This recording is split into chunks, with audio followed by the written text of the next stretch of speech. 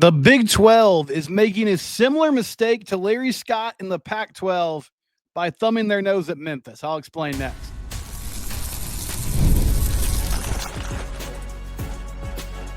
You are Locked On Horned Frogs, your daily podcast on the TCU Horned Frogs.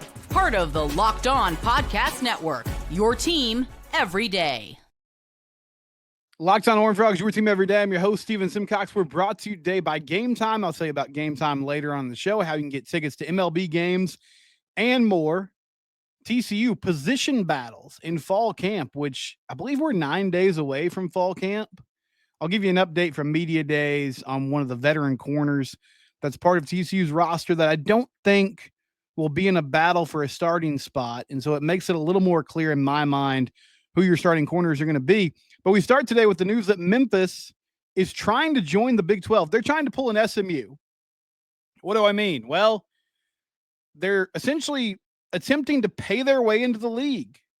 This story has been reported by multiple outlets, but I'm using Yahoo Sports and Ross Dellinger for the sake of this podcast, using their reporting. The proposal from Memphis is one of the most aggressive membership propositions in college athletics history. It features hundreds of millions of dollars in sponsorship commitments to the Big 12 from Memphis-affiliated corporate partners, as well as the school declining revenue distribution from the league for at least 5 years. So, Memphis is coming to the table and telling the Big 12, hey, we've got backers. We've got money. We don't need your TV money. We don't need your revenue distribution for 5 years. So you can add us and you don't have to pay us. For the first 5 years, you can continue to pay out your schools at this rate. And we don't need to be bothered. We just want to simply be in the Power Four conversation in a big time league like the Big 12. We need out of the American Conference. The hiccup is, now, according to this story, they don't think the Big 12 has enough support for it. They need 12 of the 16 members to get on board to approve this, and it doesn't look like that's happening. There have been other reports from Brett McMurphy, from ESPN and some other outlets that say that this is already dead. Like the Big 12 has met about it, they've talked about it, and they've decided that they're not going to include or invite Memphis to the league. I think this is a mistake. And it's not because I think Memphis, the programs and the school itself, adds a ton to the Big 12. On the surface, I'm not sure that they do. It adds another big city, another TV market. And they're not really East Coast. I mean, they're honestly SEC country, and SEC country is dominated by the SEC, but it gives you another footprint in a different part of the country. But in my mind, this is a no-lose proposition. They're paying their way into the league. Now, Brett Yormark has proposed some other schools in the past couple of years, namely Gonzaga and UConn. Gonzaga as potentially basketball only, or basketball and Olympic sports, and then UConn as a full member. And the Big 12 members have said, no, we don't want to do that. I agreed with that. I don't agree with this. Memphis is not just saying, hey, we think we'd be a good fit in the league, include us.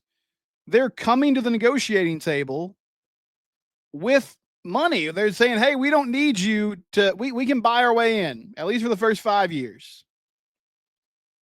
So why not give them a shot? Now, you would have to, I think you'd have to add another team along with Memphis to get to 18.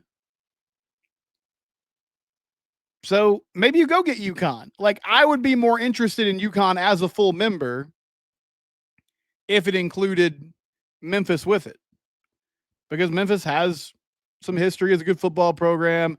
They've got a big brand name in basketball. The UConn and Gonzaga ads were simply basketball driven. That was, and Brett, I think he's still a basketball guy and he wants to make Big 12 basketball more marketable, but that was entirely driven by having UConn and Gonzaga basketball in the league so that you could say we're the best basketball conference in America, and maybe you could go to the TV networks and say, you know what? You should start paying us Like, it's not going to be an all-in-one deal anymore. You don't get football and basketball. You don't get the rights to all of it. You need to start paying us some royalties for basketball too, because that's you're getting that good of a product with Big 12 hoops.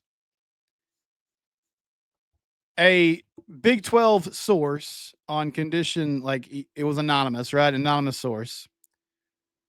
They said, we vetted Memphis when we added the other four, Cincinnati, UCF, Houston, and BYU, and chose not to add them. What's changed now? That's a Big 12 administrator. What's changed now? Well, what's changed now? They're paying their way in the league.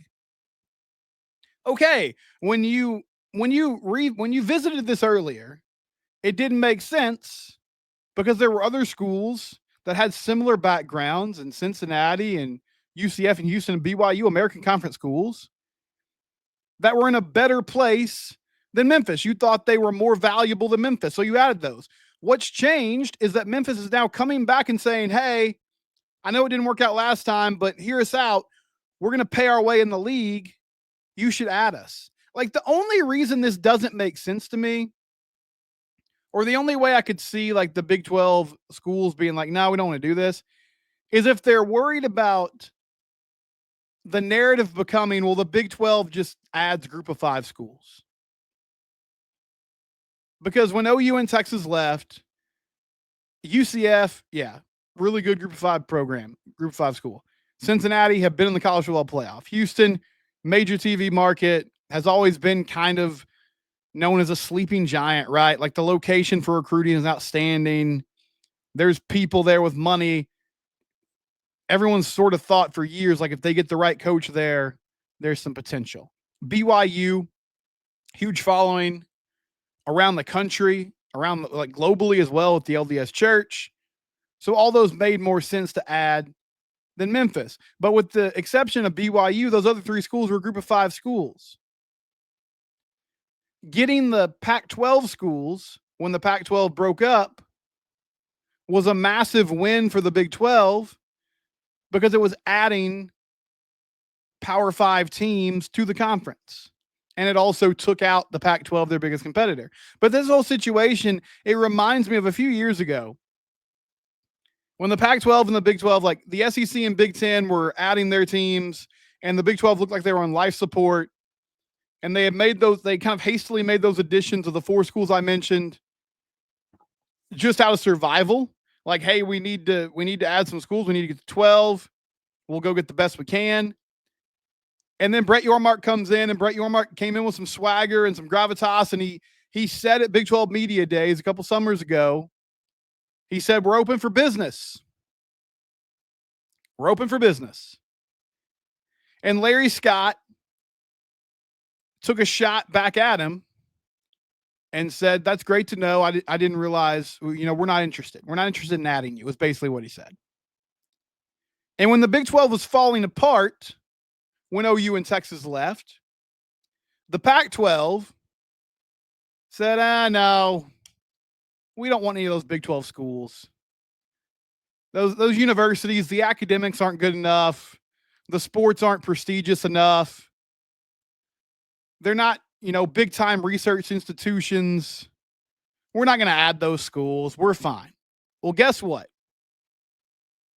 USC and UCLA left. And because of the Pac-12's arrogance and their thought that this is one of the most historic conferences in college athletics, we have way more prestige than the Big 12. There's no way we're going down. Well, they went down, and they're trying to build themselves back up, but the league was eliminated essentially, with the exception of Oregon State and Wazoo. And now those 2 schools are trying to find a way to cobble something back together. But it was the arrogance of the Pac-12 leadership that said, no, we don't need to add those schools. And I'm not saying the Big 12 should add just anybody, but this is not William and Mary. Okay? This is not Abilene Christian calling up and saying, hey, we're ready to make the jump to D1 or FBS and play at the Big 12 level. Memphis is a large city with a history of success in athletics. And And they're saying, like, we want to be here so badly. We want to be a part of the Big 12 so badly that we'll pay our way in. So add them and maybe add UConn. And that doesn't mean, like, there was a brief window of time last summer, even into the fall, where it looked like the ACC might fall apart. The members there were very unhappy about the TV deal that had them locked in until 2036. Clemson and Florida State were actively talking about how unhappy they were in public, like in court. They were like, we don't like this. We want to get out of here.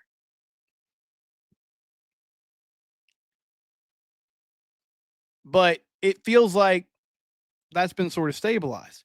Obviously, the best case scenario would be if you could eventually add a Clemson, a Florida State, or if those schools choose to go to the SEC, then some of the leftover ACC schools. But I don't think adding Memphis and one other school prevents you from doing that. It just adds to a league that seems unified right now, that seems together, that seems to be moving in the right direction. What a perfect time for expansion. Don't let your own arrogance be the demise of your league, because when you had a chance to add revenue and visibility and just sheer numbers to your conference, you said, no, we'll wait. And I don't think this is Brett Yormark saying no. I think this is Big 12 leadership, the presidents. I don't know who all it is, but I feel like there's people that are holding out. And maybe it's some of those former American schools that are like, you know what, we don't want somebody else to get a piece of the pie. But Memphis is not asking for a piece of the pie. They're saying we can handle it ourselves. Just please let us get involved here. It seems like a no-risk proposition for the Big 12. I don't know why they'd be spooked to add Memphis. We'll keep our eyes on this story all week long. When we come back, who's going to start at corner for TCU? Okay, I am suddenly intrigued by the Texas Rangers. I've been disappointed for most of the season, but through 100 games, they're 50-50. They're 500. They just took 2 out of 3 from the Tigers, one of the best teams in baseball. They took 2 out of 3 from the Astros, which are a mash unit right now, but still, right before the All-Star break, maybe they're putting it together. If you want to go to a Ranger game, an Astro game, or wherever you're located, MLB teams in your area, check out the Gametime app today. Download it right now. Use code LOCKEDONCollege for $20 off your first purchase. Last-minute deals. You can wait until the day of the game, a couple hours until game time. Even you could mill around the concourse or mill around the stadium and wait until first pitch. People are trying to get rid of tickets. Gametime will have flash deals, last-minute sales. It's all available to you in the Gametime app. It's super easy. They show you a picture of your seat, like what your view is going to be from your seat when you sit down. I love the Gametime app. It's very simple to use. 3 or 4 clicks. The tickets go straight to your app. No hidden fees. They make it simple for you. Gametime.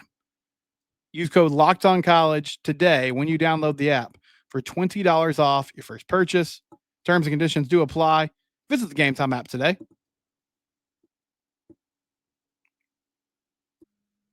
I want to do a more in-depth segment on this tomorrow, but one thing that's intriguing about this TCU team, and I've talked about it a lot this offseason, a lot of continuity, right?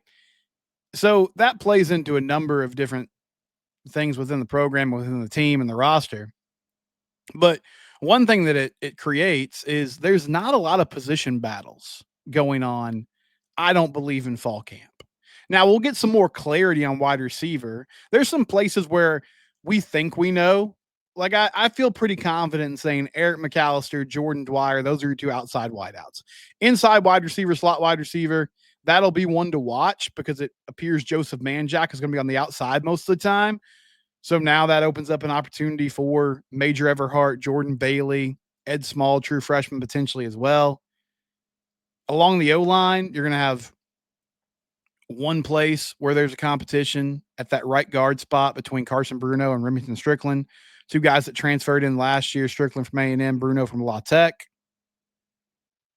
Along the D-line, I don't think there's a ton of drama there. At linebacker, I feel like you know who your starters are. There's some battles as far as who your backups are going to be. You got Max Carroll behind Namdi and Caleb Alarms-Orr, and then it's kind of a toss-up after that. But one of the few places where there will be a competition is corner. Now, Avery Helms coming back from an injury. Vernon Glover also coming back from an injury. Channing Canada was a guy who stepped up late in the season and ended up getting a lot of reps. John McIvor is another guy who ended up getting a lot of reps late in the year.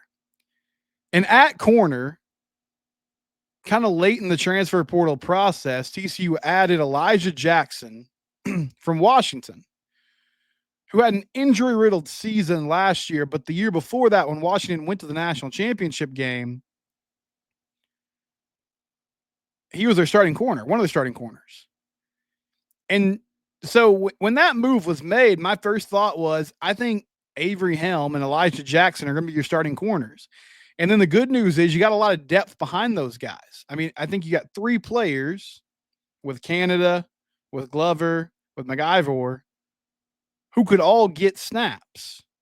And then I believe Austin Jordan will be more in the safety spot, but there's a number of names of guys who could step in and give you quality plays and quality snaps at that corner spot.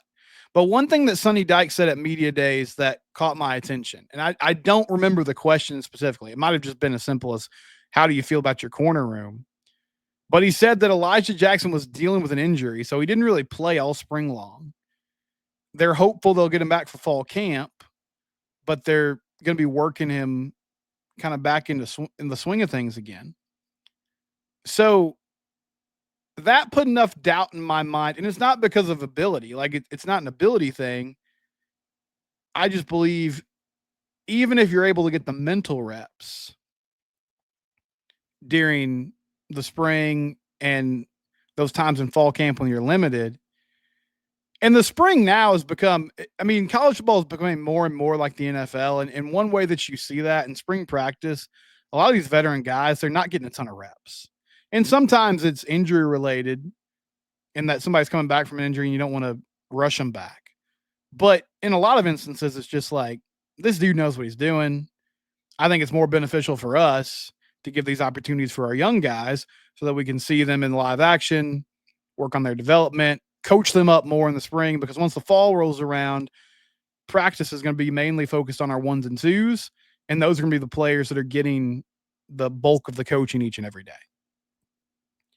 But for Elijah Jackson coming to a new program, even as a veteran player who should be able to process and get up to speed more quickly than a young guy, I just believe it's going to be difficult to integrate himself fully to a place where he's going to be starting week 1, which, if I had to guess today, I think your starting corners are going to be Avery Helm and Channing Canada.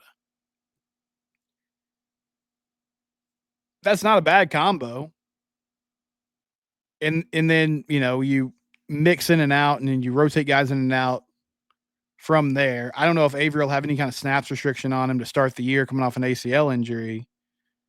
But the good news is there's depth there. And I really believe in this defense. I like the secondary. I still think, though, the secondary and the pass rush are going to work hand in hand.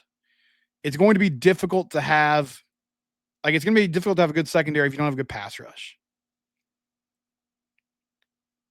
And if you don't have a great secondary, then your pass rush becomes a little more obsolete. But it doesn't matter how good of a cover corner you are.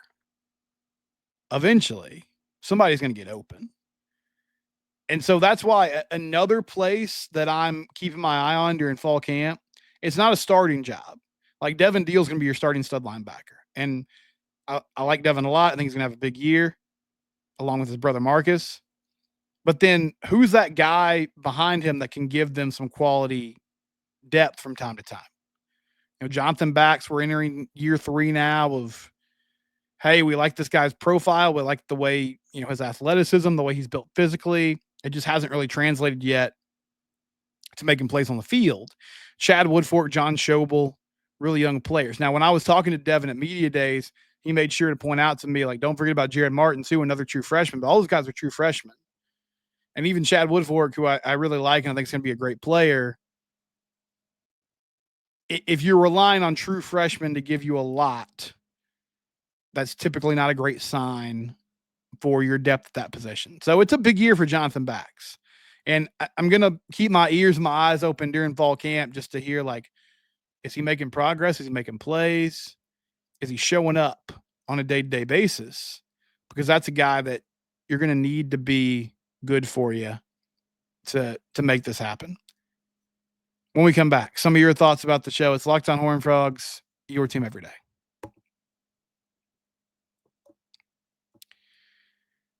Actually, I got an ad read here. Funny enough, I do have an ad read. Monarch Money. I love Monarch Money. They make budgeting really simple. They also make wealth management really simple. Go to monarchmoney.com today. Use code LOCKEDONCollege for 50% off your first year. It puts all your investments and your budgeting practices in one place. So you don't have to wonder anymore, like, what about these recurring payments? How am I doing with my portfolio? Like, it's all there for you. Again, 50% off your first year if you go to monarchmoney.com and use code LOCKEDONCollege as a new customer. You can all your shared accounts with your spouse. You can put it all in one place. monarchmoney.com. Give it a try today. Take control of your finances and your wealth management at monarchmoney.com today.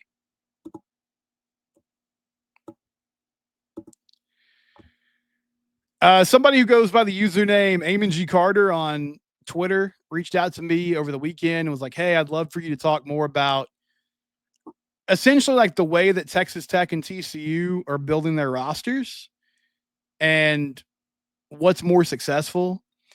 And I said, like, I think both can work. I feel like what TCU is doing sets them up better for the long term.